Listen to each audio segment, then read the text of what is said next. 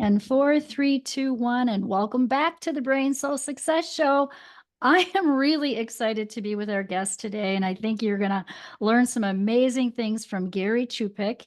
He is an internationally recognized as one of the top mental performance coaches in the world. He has an incredible background, not just an international speaker, but coach. He's worked with athletes and players and business executives and the Houston Texans and Washington Huskies and has just such a rich background. He has 30 years of leadership experience from local to national leadership. He inspired 25,000 high performers. He's been on stages over 500 times and he's led 200 trainings.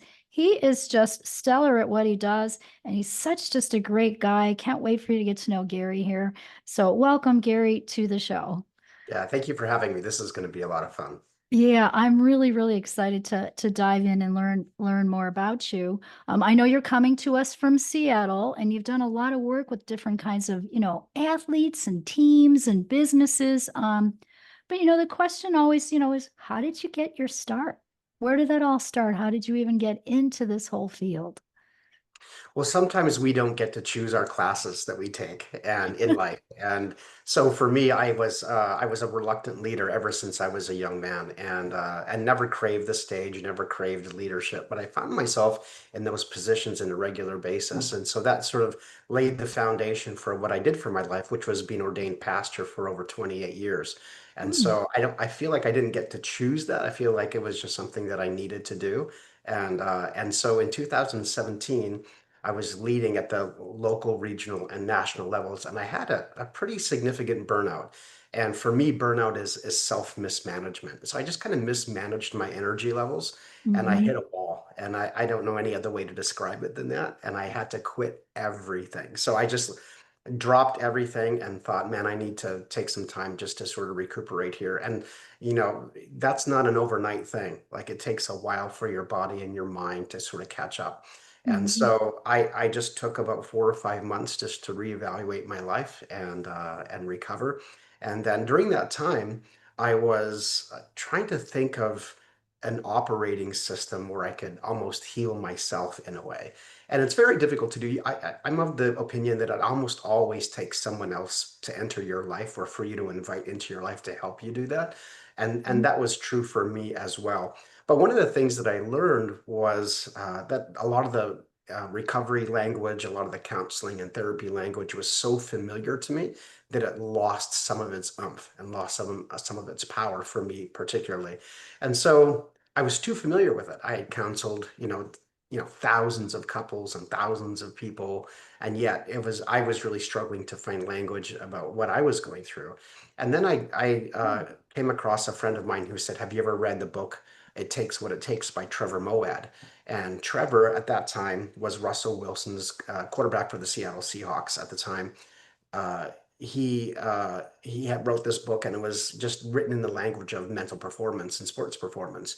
And Oh. I thought, man, I really relate to this guy, and I really love it. So I started gobbling it up, and before I knew it, the next year I had put about 1,000 hours, conservatively about 1,000 hours of study into sports psych. During that time, my friend said to me, "Hey, would you like to meet Trevor?" And I was like, "Are you kidding me? Like, I get to meet Trevor?" Trevor was on ESPN, on NBC, and AB. He was like peak of the mountain, and so the thought of just having a conversation with him was epic. So we had this blind date, and it went really well. And Trevor said to me, "Would you like to meet again next month?" And I was like, Wow. like a kid in a candy store, right? So he said, "But here's what I want you to do. Since you've had a little bit of background in sports psych and mental performance, what I want you to do is I want you to put together a process that if you were going to help a professional athlete or a team, Mhm. what process would you take them through?" And so days later, and he hired me on the spot.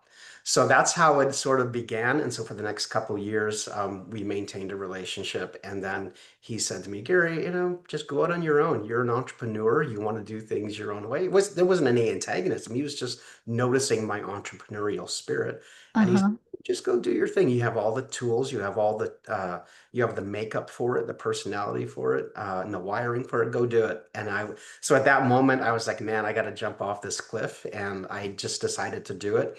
And then that's what started kind of like where my career took off. So in the last 5 or 6 years, I've been really just trying to expand my message and my Mhm. footprint, not because I crave the stage or crave the spotlight, but because I feel like this is what I was meant to do. That is really, really awesome. So you have a background actually as a minister. You did ministry. Yeah, I was ordained minister for 28 years, chaplain for the Seattle Thunderbirds. And so, yeah, I have a lot of sports background, played sports growing up. But yeah, just Mhm. kind of got reintroduced back to that side of myself that I didn't know was so dormant. And I was like, oh, I'm in my 40s and I'm just reintroducing myself to myself. And I think, oh, I like you. And so that was sort of trusting, not necessarily my passion, but trusting my identity. And the Mhm. identity is pretty solid. Like it's a less unpredictable part of who we are.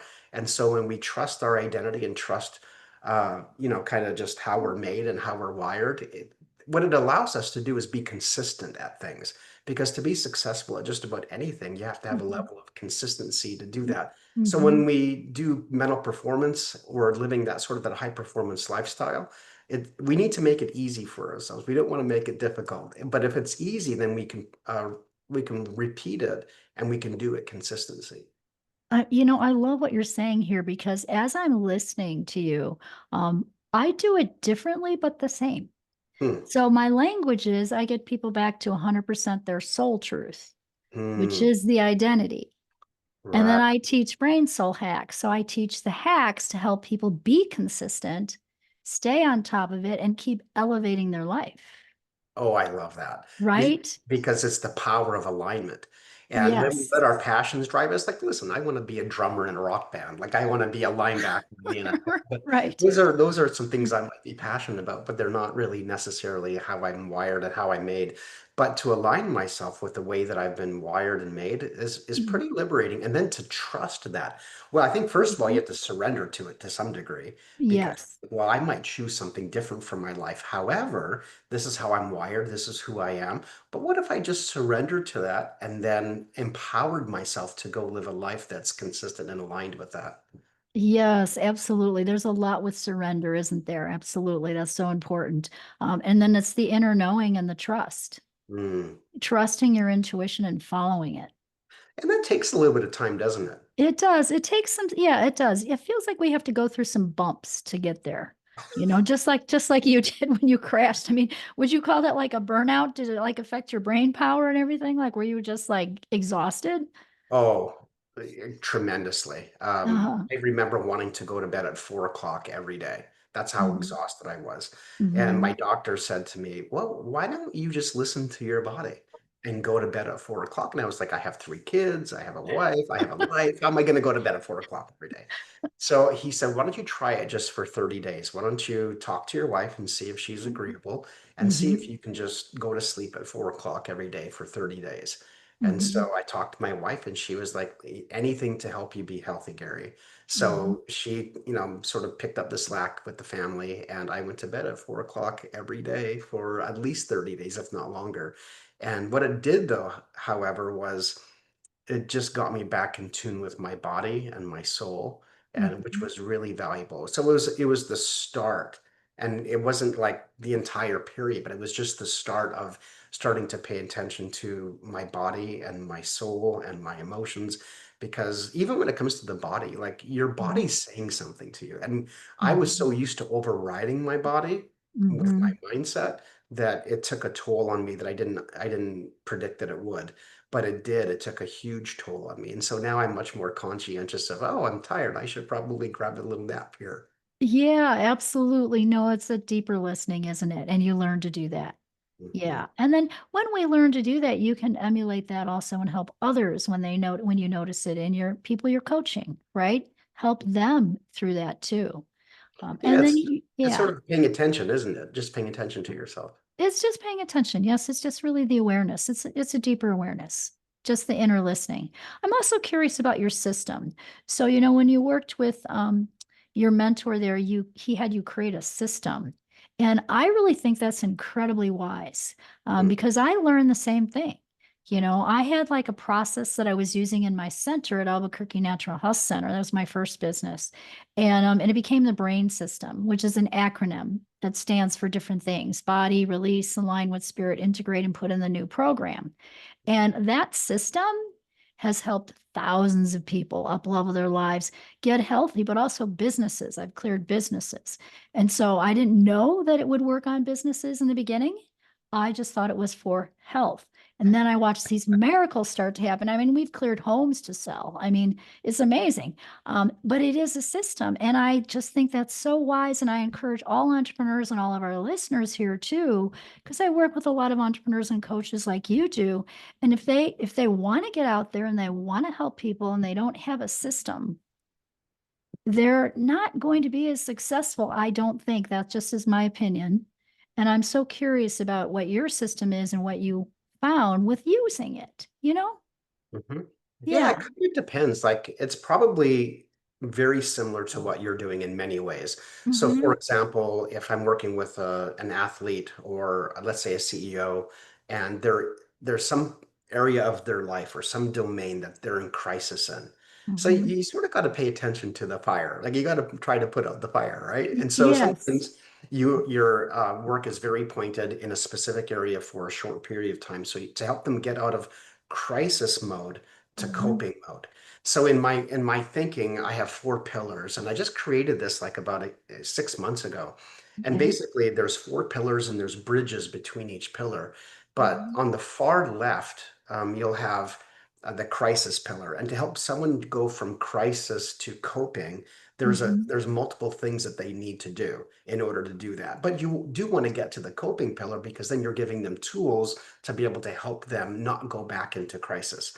So that's a Hmm. valuable journey from one pillar to the next. But Uh-huh. then after the coping pillar, and this is where I think mental health falls short, and we Okay. really do ourselves a disservice by stopping at the coping pillar. If we're really dialed in, we can go from the coping pillar to something called the thriving pillar. Nice. And so to go to Nice. that, there's other things that are required to, or for us to cross that bridge to the thriving pillar is a different set of thinking or even a different way of thinking. So for me, there's one last pillar, which is the what I call the elevate or the transcending pillar, where now Hmm. you are pouring your life into other people and you find so much joy in letting the fruit of your life grow on other people's trees. And you just really love to see people thrive, and that becomes kind of who you are and what you do. So I think there's a progression, and I think Hmm. part of my process, and I'm sure it's similar for you, where you're trying to assess where someone is on these four pillars, and it's Hmm. very helpful because then you can provide what you think or what they think that they need. I love that. That's a beautiful system. Absolutely. And give us some success stories, people you've worked with. Yeah, well, I'll grab one from sports and one from business. So in the Okay. sports world, there was a hockey player in Canada who was really struggling, and he was kind of a young phenom, but he was really struggling in his game. So it had been about a year slump, which is quite a long slump to have for Hmm. a player of his caliber. But he had been demoted to the fourth out of four lines because he just wasn't playing very well. So I got hired to, his dad hired me to work with him. He was probably in his late teens, mid to late teens. Hmm. And so we just began to work together. And most people play at a professional level because they're good at something. They're not really Hmm. focusing too much on what they're not good at, but if you're going to reach those kind of elite levels of sports, you really need to like maximize what you're good at. Like that's your outstanding quality. And every position in hockey and in business as well, but every position in hockey requires you to be outstanding at a particular skill. Uh-huh. So what I did for him was to say, well, what's your number one skill? He goes, well, I think it's my speed. I said, so are you the fastest person on the ice? And he said, well, I don't know if I'd say that. Like, I'm like, well, why not? Are you factually, if you put your mind to it, are you factually the best skater on the ice? He Hmm. goes, yeah, probably. And most shifts in hockey are about 30 to 40 seconds, if that. So I said, so during those 30 or 40 seconds, all I want you to do is be the fastest player on the ice. And he goes, Hmm. what about the rest of my game? I said, don't worry about it. you're so good at what you do, it will be instinctual for you. But what I want you to do is Hmm. double down on your strengths. So he doubled down on them. He went from the fourth line and he played so well that he went to the third line, to the second line, to the first line, and then Oh. his team in scoring in the playoffs. So there's an example of someone who just needed to trust themselves, trust their strength.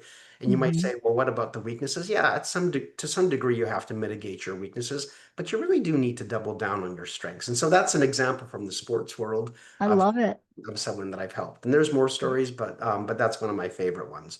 In the business world, I had Hmm. a client from Las Vegas who owned a company, and I will never forget it for as long as I live. He was my first $100,000 client. He offered to pay me $100,000 to coach. I was like, well, of course, yes, I would coach you for $100,000. I Uh-huh. mean, if you believe in me that much, maybe I need to believe in me that much. But he said, "Listen, I'm going to hire you, and you're going to spend a lot of time with me, and you're going to be around me. You're going to come on ride-alongs with me to my different locations, and you're just going to coach me." And I was okay. It's game on. But one of the very first meetings I had with him, he would call me into his office, and he had this glass wall. And so I was coaching him on some things, and I said, "So I'm curious, like, I just asked a good question. That's it. And then he realized that while it was a good question, but his response to himself he was like, "Whoa, I didn't know I was doing this." And so Uh-huh. I wasn't reflecting back to him what he was doing. He just discovered what he was doing. And so about 2 minutes later, he said, during the coaching session, he said, "Hey, can you step outside of my office for a moment?" I'm like, what did I do? Did I say something wrong? I'm really confused at this point. So I sit outside of his office and I can see him on his phone, on his computer. He's making a call and I don't know what he's doing. So he calls me and waves me in 10 minutes later and he said, "You just made me about $1 million." And Oh, that's cool. I said, "Pardon me?"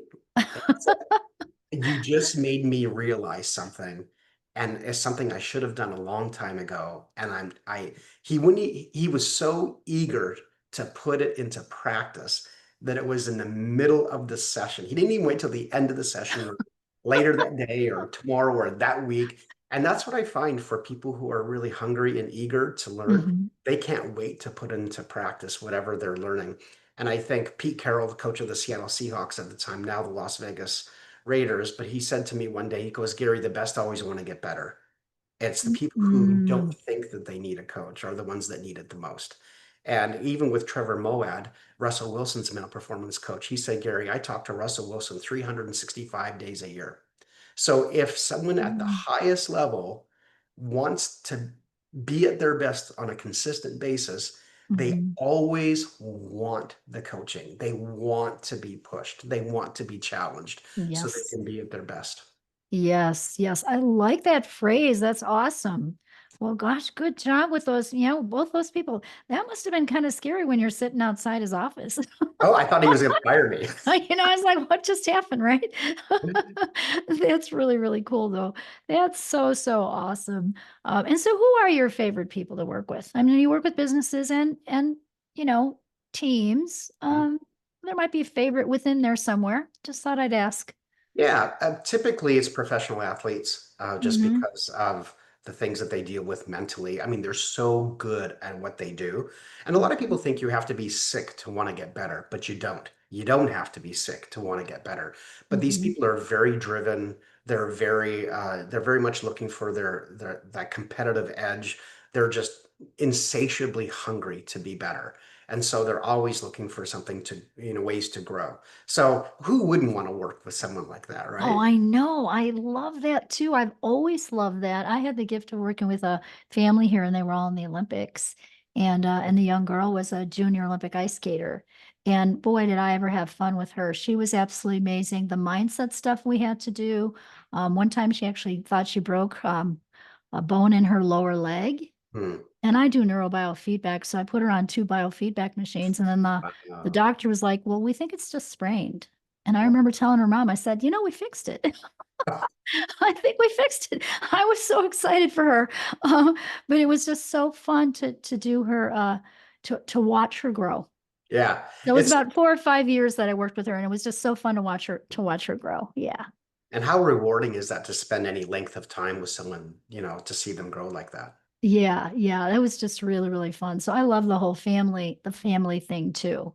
Hmm. Yeah, yeah. And you say that, your personal journey, going back to that, you were a reluctant leader in the beginning and then you became this powerhouse. Is that the story you shared with us, or is it something different?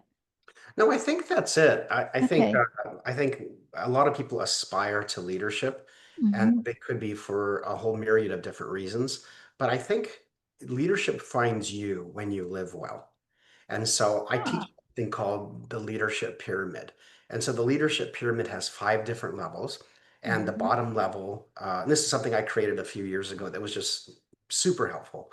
So you have Hmm. self-leadership, which I think is the holy grail of all performance. Your Hmm. ability to lead yourself. I mean, other people can't live your life for you.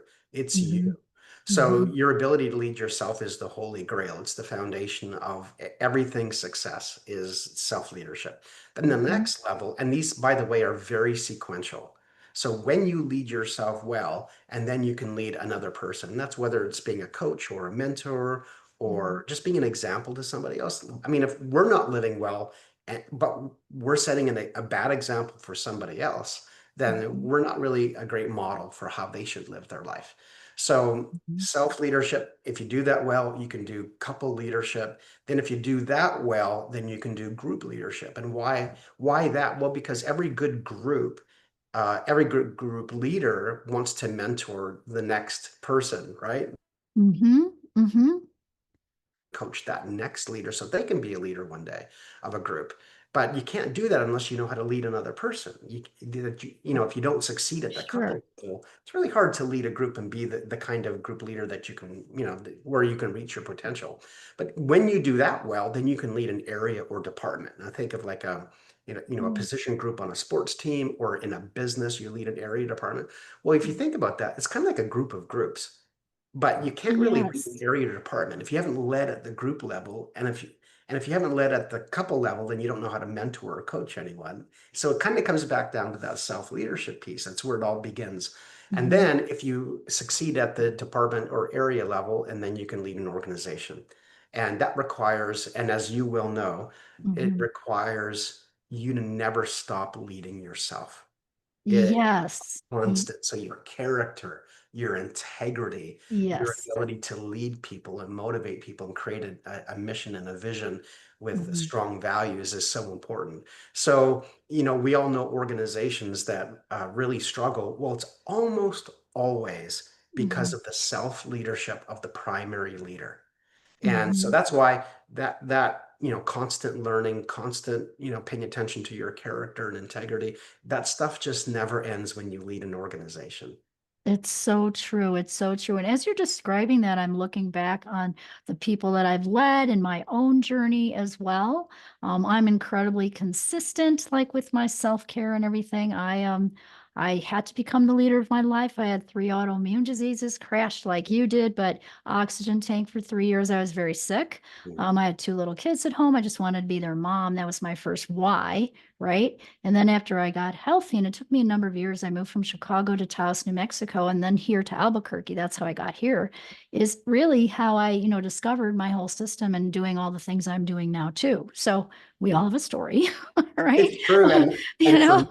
for And for me too, part of my journey was in that period where I was recovering. I was like, what do I do with my life? Mhm. Who am I? And what I began to do is put these pages in my office on the walls and just try, like drawing arrows and squares and triangles and like trying to figure, I'm the puzzle. I got to figure me out.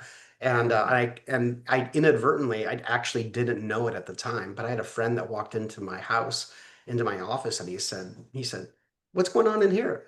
Yeah, I could partly be embarrassed by all of it because I'm just trying to figure me out. But he said, have you ever thought about like doing this for a living? And I said, I have no idea what you're talking about. Doing what for a living? He said, well, you've created something here, like a process or something. And I said, well, it's just all mumbo jumbo in my head. I'm trying to put it on paper.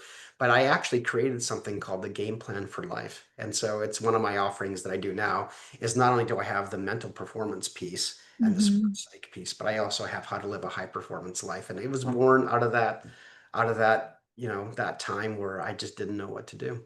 I love that. I love that, Gary. Yeah, you did a really good job. It's your brilliance. You know, I had a teacher who said, if you're not using your gift in the world, you're dishonoring God. Hmm. And I Yeah, never forgot that. And yeah, then that's good. And you are, but you had to go through that period of where you were like listening to yourself, learning about yourself. When you're describing the wall of all the papers on the wall and your triangles and everything, do you know what I saw for a minute in my mind? I was like, oh, that's like the movie The Beautiful Mind. Do you remember that movie? Mhm. And he had all that stuff on the wall. Well, I do clearing work and I write on paper like that, and no one could read it but me, and it looks like that too. How And I'm beautiful. like, "Oh, no one could read this," you know? Yeah. Yeah. But you Uh, but you systematized it in a way that is really beneficial to people. And some of these things, like for example, like I mentioned earlier, sometimes you're in classrooms that you didn't pick. Sometimes let's Sure. say you want to get a degree in something, but you don't want to take this particular class, but it's necessary for you to have a well-rounded worldview or approach to your craft or whatever it is. I think it's the same thing for me. It was like, I just reminded recently of black belts in jiu-jitsu.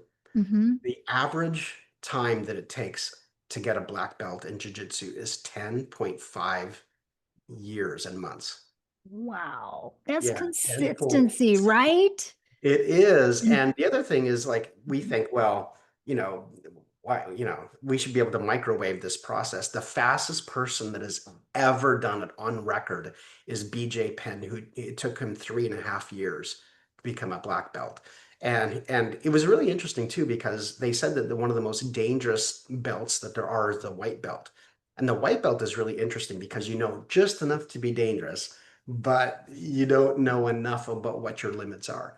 And so even a black belt will hesitate, engaging a white belt. Are they far superior? Yes, they are. But the white Mm, belt can be reckless.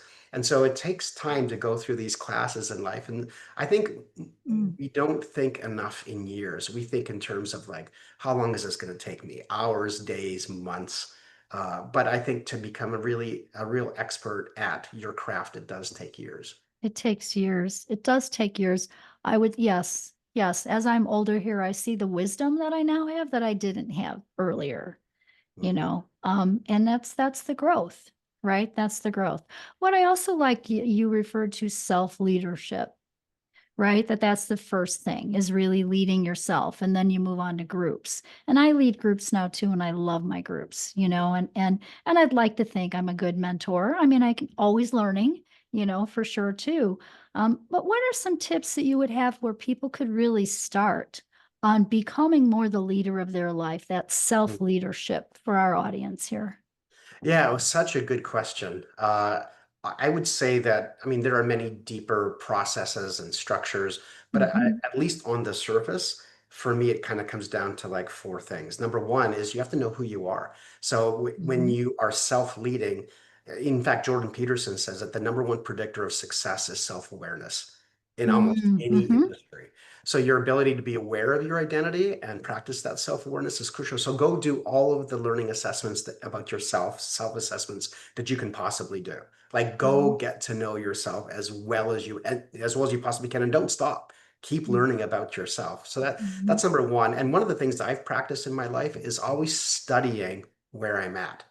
And what I mean by Uh-huh. that is if let's say I'm feeling very discouraged or even depressed at times, I will go read about depression because that way I can give myself the words and the terminology and the definitions to be able to describe how I'm feeling.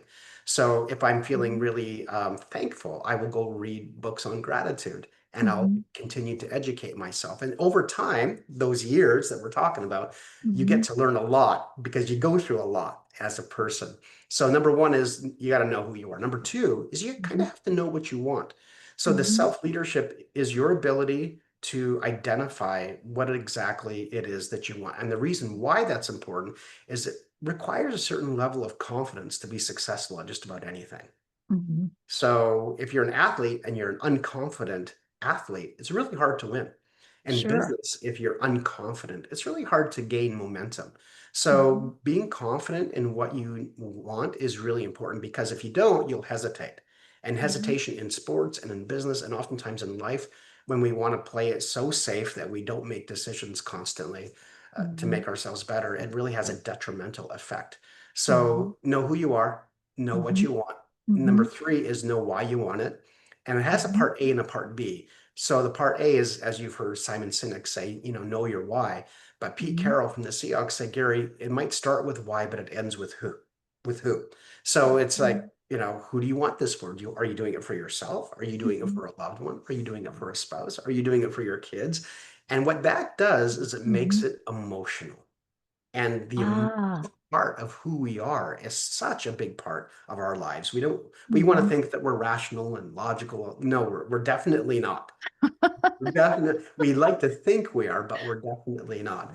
And Mhm. so number one is know who you are, know what you want, know why you want it, know who you want it for. And finally, I hate to say this, but it's just true, is how badly do you want it? And Ah. what are you Mhm. willing to sacrifice or give up for what it is that you want?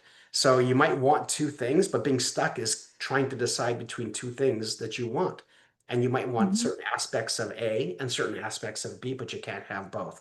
So for me, Thomas Sowell, the great Thomas Sowell, the philosopher and historian, said, everything in life is a trade-off. And if we can understand that concept, that Mhm. everything in life is a trade-off. You cannot have what you want all of the time. There's a trade-off. If you want the French fries and the burger, then you're trading something for that. Mhm. If you have discipline and you don't do that in that particular moment, there's a trade-off for that too. And it's your health, Sure. right? So everything in life is a trade-off. So knowing how badly that you want something is significant, but you probably are going to go through that process and say, well, what do I want more? Because you want both, but you have to Right. choose what you want more. And if you can align those with your values as a person, then it's more helpful. Yeah, so it's that decision making, isn't it? Mhm. Yeah, it comes down to decision making. I always think about big CEOs of companies, and even as I've led my own company and it's grown, I have to be a faster and wiser decision maker, Mhm. you know? Yeah, yeah, Um, you do need to make the decision. And anytime that you can pre-decide to do something, it's mhm. always more helpful. For example, if you decide the night before that you're going to go to the gym and work out, that works for a while because you've pre-decided. But what if you even remove the decision the night before? What if there was no decision? And so for me, I call it the illusion of choice. It's like Mhm. if you want to be average, you have lots of decisions or choices to make. Like, for example, think of going to the Cheesecake Factory and you look at the Mhm. menu and there's hundreds of options. I Mhm. think in the same way, like if you want to be average, you have access to hundreds of options of things that you want to eat. If you want to be really a great eater and you really want to watch your nutrition, you only have a few choices. But if you want to be elite at anything, if you want to be really exceptionally good at something, you have no choice. There's a certain way you have to eat. And so if you can learn to Mhm. live in that mindset of like, I don't have a choice. And I don't have a choice because I've decided that the trade-off for me is the whatever the pot at the end of the rainbow is, Mhm. that's what you've chosen for your life. And so hopefully it's worthy of having that priority in your life. But you make the choice and the decision to do that. So anytime you can Mhm. pre-decide that there is no choice, it's always helpful. I like that. I love that. Thank you for sharing that. Pre-decide that there is no choice. Yes, absolutely. Yeah. Yeah. And I do that. I mean, I like to treat my body like a Ferrari, right? Yeah. I'm like, I'm going to put Pennzoil into this. I'm sorry. It's not going to be Walmart oil. That's just how it is, you know? And no, I'm not going to a fast food restaurant. I'll go home and eat. Thank you very much. You know? So yeah. Yeah, I So think I I've been to do. McDonald's. I think I've been to McDonald's once in the last like 9 years or something like that. Yeah, yeah. Years ago, I did a nutrition talk, and somebody gave me this idea. It was a great idea.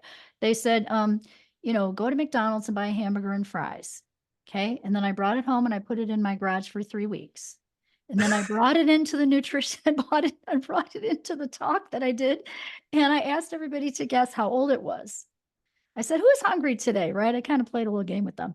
And they were like, "Well, you bought it yesterday," because it still smelled like the hamburger looked fine, the bun looked fine, the fries got a little hard and crispy and you could see the sugar on them. But they all smelled, and the kids were like, "Mom, that's smelling up the garage." Like, Mm, that's just, wow, but it was a great little experiment. Yeah. wow. It said something for sure. So, you guys, if you're listening to this, make some elite choices about your food choices right now, for sure. Oh gosh. Oh, that's been yeah. Well, Oh, it's interesting too. Like when we think about the different domains of our life, what if we just removed choices that weren't in alignment with our soul and who we mm, are? And what if it was okay that those things were necessarily not part of a habit or a discipline, but what if they were just a rhythm that you had in your life? And yes. so instead of being outcome focused, we become more, more like putting ourselves in the best position to have a successful day or a successful week or be successful. What if we just didn't care so much about the outcome? Because oftentimes we can't control them, but you can Mhm, always decide to put yourself in the best position to succeed. And so if we can make those kinds of decisions that put us mhm. in alignment with who we are and our values, it's that gives us the opportunity to live a pretty amazing life. Absolutely. It's more flow and fun. That's my new chapter of my life. Flow I, and fun. You like that? Uh, I love that. There's a great book called The Making of a Leader by Robert Clinton. And he talked about that stage in your life where everything kind of comes together. It's called convergence. He talks about 6 different stages. But mm. at that place in life where you get to sort of experience the convergence of all these different skills and experiences and habits, and it's just a really wonderful time of life. What's the book? What's the book name? The Making of a Leader by Robert Clinton. By Robert Clinton. I'm One of writing my that one top down. 5 books I've ever read. I like that. Thank you so much. Um, cool. I love that. Wow, this has been Yeah, amazing. You're incredibly I love you. I just have to tell you that. Um, you're very kind. You're very um, you're amazing. And I know that you have some, some great free gifts too, and we want to learn about how people can get a hold of you. So share that with us, Gary. Yeah, a couple free gifts I'd love to give your audience. And thank you for asking, by the way. Mm, So one of them is I just created a mental performance assessment. I okay. think it's the most thorough assessment on the internet when it comes to mental performance and mindset.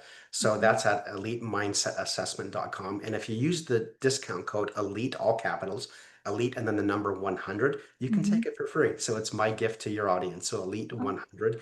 These thank you. assessments cost anywhere from $30 to $150. So it's a free gift. Love to give it to you. I just finished it a few months ago. So yeah, I'd be happy to share it with your audience. So Elite 100, Thank you. elitemindset.assessment.com. And then for anyone in your audience who would love to have a 15-minute just conversation, it's free. They can go to my website, elitemindsetnation.com, because I'm creating a nation of high performers. And then they can go there and sign up for a free 15-minute conversation. Happy to be a blessing. There's no strings attached. I'm not looking to get a client. I just want to be a blessing to people. Oh, that's really, really awesome. Thank you so much for that. Wow. Thank you. Thank you. Thank you. Hey, I usually like to end with this. If you had you're the mindset coach, right? But I know you have lots. But if you were going to leave our audience with one brain tip, Mm. what would it be? Well, my favorite one that I practice the most is what I call the reset button. So that's part A, and part B is go into neutral thinking. So Mm, A is your ability to reset after every conversation, even after this podcast, because mhm, you have a new task in front of you after you're done this podcast. And it's the same thing for me. But in mhm, the moment, I am fully present, fully engaged, as if the rest of the world doesn't exist. So mhm, think of your brain and your mind kind of like a computer that has too many programs open and it starts to slow down. Well, what mhm, if you could reset your computer multiple times per day so that you're operating with a fresh operating system? So hitting that reset button as often as you can during the mhm, day is actually a total mental performance hack that actually works. So mhm, that's one. And then part B of that is to go into neutral thinking. mhm, So when we are trying to be, think positively, and or maybe something negative happens, and so we're thinking negatively, those things mhm, all affect the current conversation that we're in or the present moment. But what if you can go into neutral thinking and things not be positive and not be negative, that they just simply are neutral? and they're just a task to be our best at, then we're not recruiting the past feelings from a previous conversation or something that didn't go very well. Then we're Mhm. just fully present and we're thinking in neutral. And so what it does is it removes our self-conscious thinking to task conscious. And when we're task conscious, we typically do that thing better and faster. So those are sort of a one tip, but a part A and a part B. Hit the reset button often and go into neutral thinking as often as you can. I like that. That's really good. I teach brain hacks to do that. Cool. It's energy work though. It's codes in the field and you clear the energy, so you're resetting. Oh, I love Um, that. but the neutral part, I don't have that part. I like that. Well, you think about Yes. it, when you think about it, we are making so many judgments in the day. We're Mhm. judging our meal that we got at a restaurant. We're judging somebody else's clothes. We're Uh-huh. judging, the podcast that we heard or the YouTube video, or we're judging how something went. I mean, just perpetually judging. Well, Mhm. what if we could practice the art of non-judgment? And that's kind of Mm. what neutral thinking is it doesn't Okay. have to be good or bad. We don't have to expend that kind of energy as you talk about it. Is what Mhm. if we practice the art of non-judgment and you live freely? I love that too. I remember telling somebody the other day, I was like, in my center when I owned my clinic, I learned non-judgment. Mm, Totally. Like, I love being present time with you right now or anybody. Like I'm totally present time. I'm listening. It doesn't matter what their life is, doesn't matter what other. I am present with them and we're doing our work. And so I let go of all judgment. And I had people from all over, working with me that had all different kinds of things going on in their bodies, minds, and spirits, and I'm sure you had training like that too in the ministry. mhm, Um, so I love that. That's such a great tip too, mm. is to let go of all that judgment, live in non-judgment. Yeah, and shockingly, the world still turns without us, doesn't it? Exactly, exactly, and it's actually more fun, that's the way I feel, like, it's just more fun, like, enjoy the positiveness that each person has, like, I love meeting new people and going, "Wow, they're so interesting, this is amazing, we're on this planet, we can meet all these people and help more people too if that's the right fit for them," right? Agreed. Agreed. Yeah, so very cool. Well, you are just awesome. I thank you so much for being with us today and for your amazing tips and your amazing energy. And so I want all of you to, go to elitemindset.assessment.com and use that free code that Gary is giving you here. It is Elite 100. So you can take that mindset assessment and also check out if you want to do a 15-minute call with him at the elitemindsetnation.com. And we'll put all that in the show notes here for you.